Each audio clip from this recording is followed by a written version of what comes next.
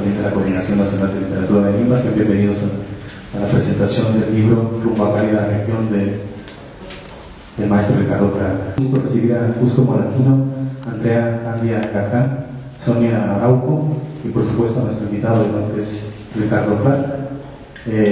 Para la novela de Clark se centra en la segunda experiencia, la organización de la lucha armada. Quien llevará a cabo la acción es un grupo de jóvenes que están exiliados en un país vecino, preparándose para regresar a su patria y combatir a la dictadura militar. Todo lo que acontece lo sabemos por medio del relato del protagonista, un líder estudiantil que es el cerebro, el jefe de la planeada invasión. De más está decir que se trata de un discurso cargado de subjetividad, lo que precisamente constituye una de las riquezas del libro. Quizá el joven sea idealista, pero de ninguna manera es ingenuo o reflexivo. Un aspecto interesante de la historia es la ayuda que los rebeldes reciben de un expresidente del país donde están asignados. El hecho puede interpretarse de muchas maneras, pero en definitiva señala la intromisión de fuerzas extrañas en el proceso revolucionario. Con respecto a las alianzas, cabe señalar que la relación de los estudiantes radicales con los sindicatos obreros y con el partido de izquierda que lucha desde la legalidad se pone resueltamente en tela de juicio. Conocer el fenómeno de las guerrillas es fundamental para comprender la historia reciente de Latinoamérica. De ahí el aporte que Ricardo Clark hace desde la ficción.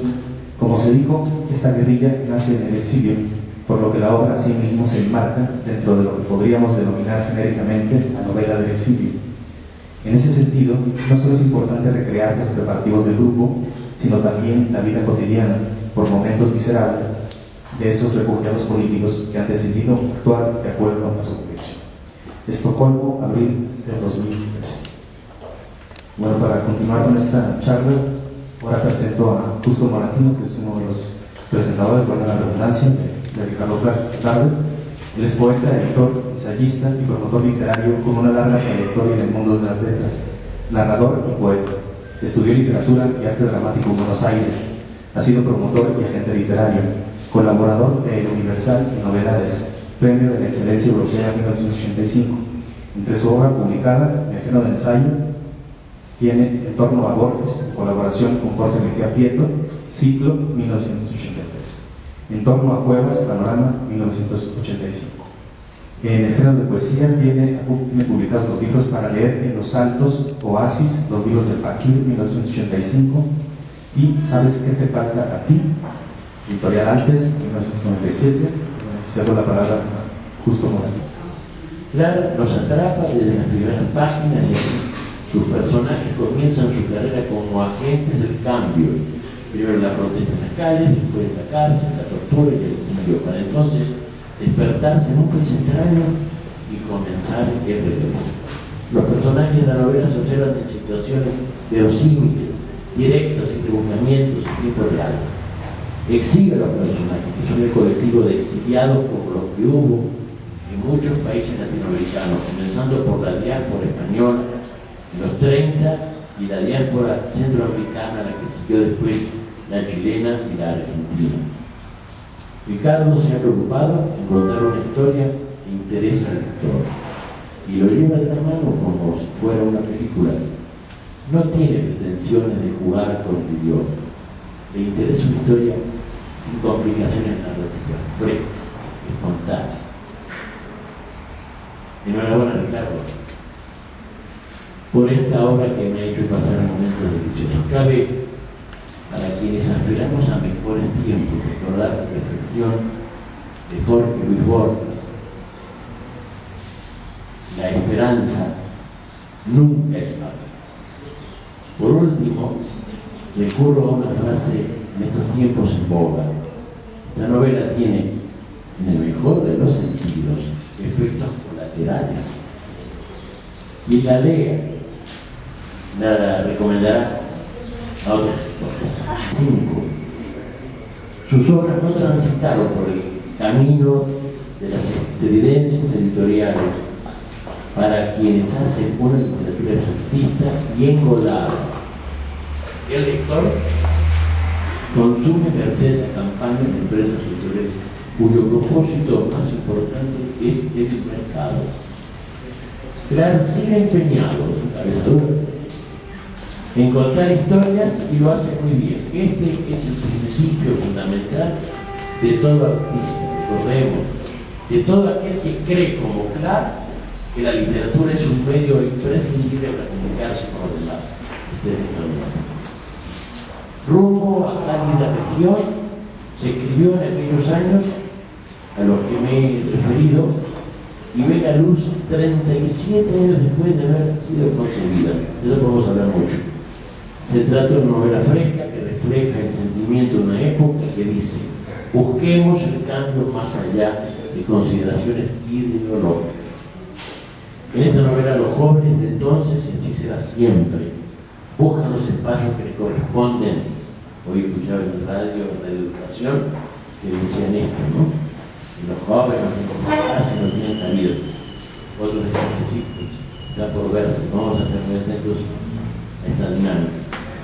Esta obra está bien estructurada, sus personajes y ámbitos son claros y definidos en su psicología. A esos personajes los sentimos cercanos gracias a la habilidad narrativa del autor. Cabe señalar que un escritor se forja en 30 o 40 años para lograr una posición que lo distinga como tal. Es el caso de Clark. Bueno, Clark nos atrapa desde las primeras páginas y así sus personajes comienzan su carrera como agentes del cambio. Primero la protesta en las calles, después la cárcel, la tortura y el exilio, para entonces despertarse en un país extraño y comenzar el regreso. Los personajes de la novela se observan en situaciones verosímiles, directas y rebuscamientos en tiempo real. Exhibe a los personajes, que son el colectivo de exiliados como los que hubo en muchos países latinoamericanos, comenzando por la diáspora española en los 30 y la diáspora centroamericana, la que siguió después la chilena y la argentina. Ricardo se ha preocupado en contar una historia que interesa al lector y lo lleva de la mano como si fuera una película. No tiene pretensiones de jugar con el idioma. Le interesa una historia sin complicaciones narrativas, fresca, espontánea. Enhorabuena, Ricardo, por esta obra que me ha hecho pasar momentos deliciosos. Cabe, para quienes aspiramos a mejores tiempos, recordar la reflexión de Jorge Luis Borges: la esperanza nunca es mala. Por último, recurro a una frase en estos tiempos en boga. Esta novela tiene, en el mejor de los sentidos, efectos colaterales. Y la lea, la recomendará a otros lectores. Muchas gracias.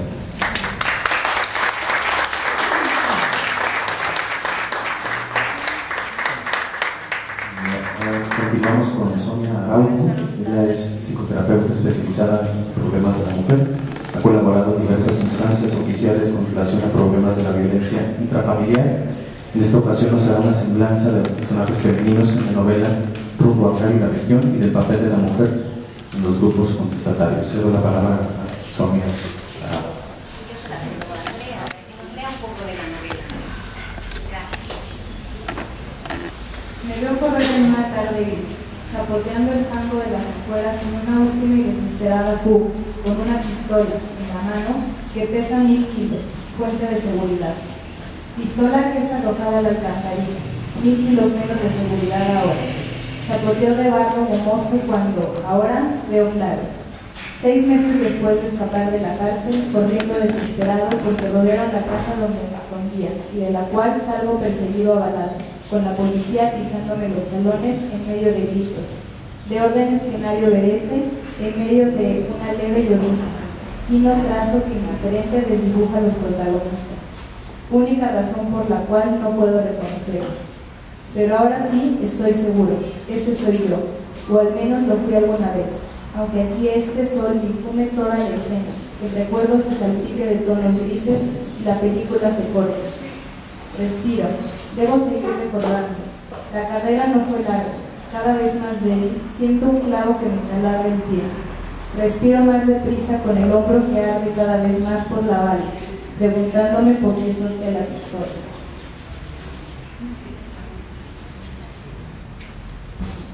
Conocí a Mercedes del Campo cuando yo era adolescente. Fue casual, ya que mi mejor amiga era novia de su hijo. Mecha era una rubia bendita y culta. Había dos pequeños traviesos en la casa.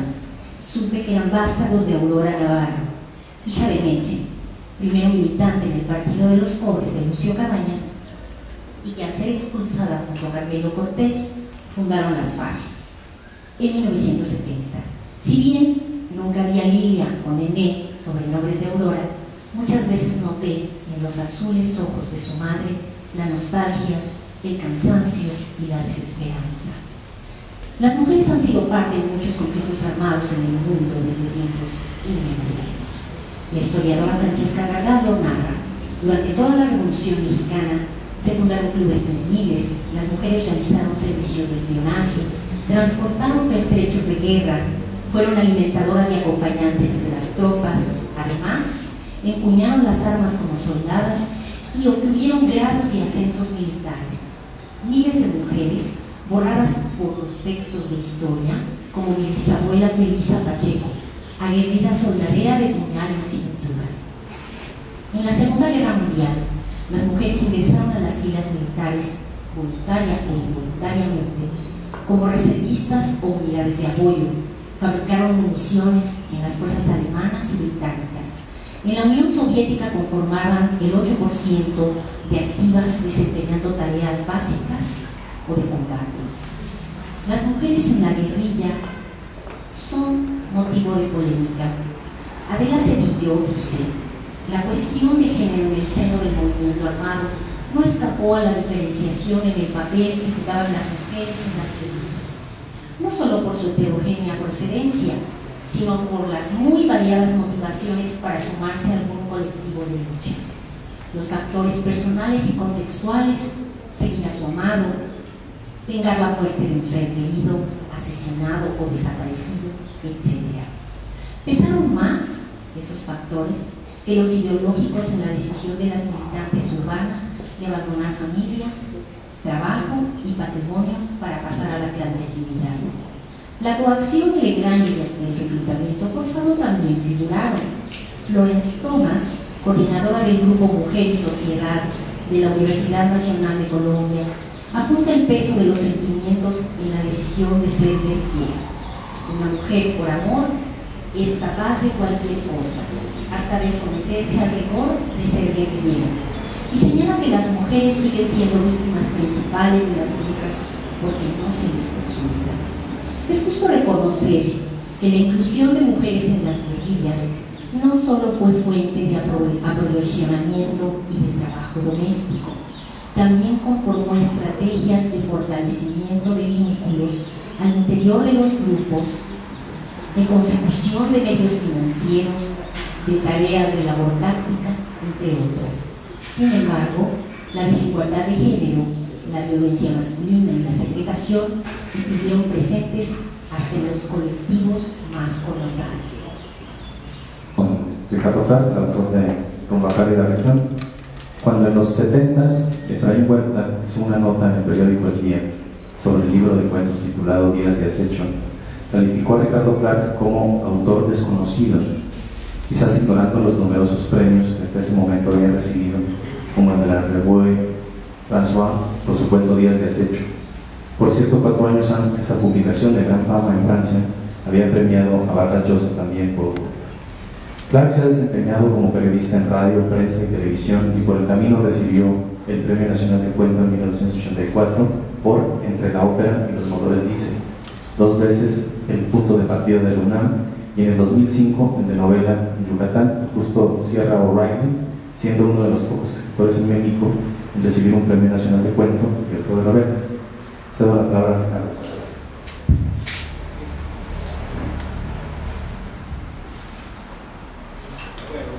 Bueno, agradezco a Justo y a Sonia sus conceptos sobre mi trabajo.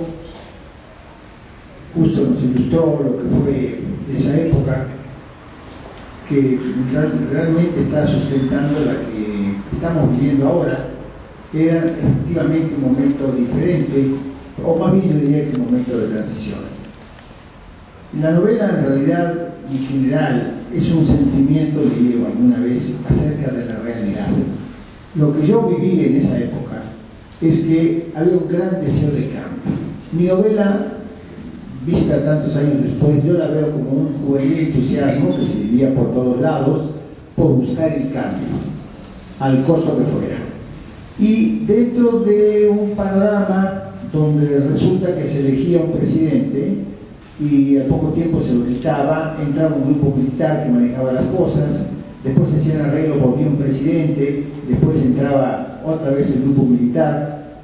En algunos casos, Centroamérica, por ejemplo, se quedaban ahí en Somoza, por ejemplo, para toda la vida. Entonces era una situación en que la gente joven decía, bueno, vamos a tratar de cambiar las cosas. Pero no se ofrecía una posibilidad de cambio, era todo o nada. Y entonces Latinoamérica se vio sumergida en esos años, en los 70s, en los 80s, en un baño de sangre, en el que realmente no iba a ganar nadie. Por otra parte existía, bueno, saben ustedes que después de la Segunda Guerra Mundial se repartió en el mundo Rusia y Estados Unidos. Entonces era muy difícil de que en algún lugar pudiera prosperar un movimiento que no apoyara plenamente a cualquiera de las dos partes.